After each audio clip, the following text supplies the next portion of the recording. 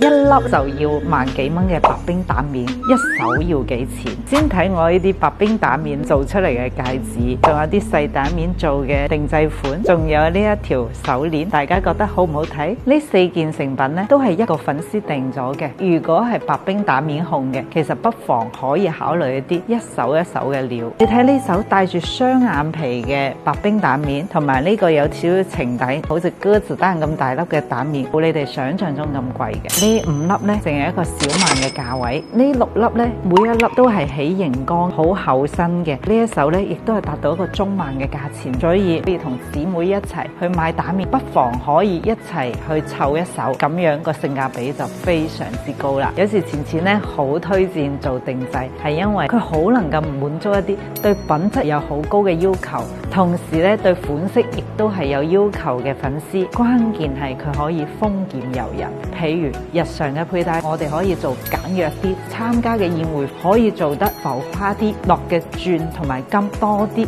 每一個打面，我哋都可以根據自己嘅風格去做唔同嘅設計。呢個就係玩定製最有意思嘅地方。白冰打面呢，佢唔同於嗰啲洋綠色嘅打面咁深邃沉穩，俾人嘅感覺呢更加之高貴同埋純潔。行內仲有句話講呢，翡翠嘅冬天就係白冰，佢唔係被冰封，佢代表生命即將開始。呢2手打面呢，如果有中意嘅姊妹可以揾錢錢安排。我係錢錢，買翡翠唔踩坑。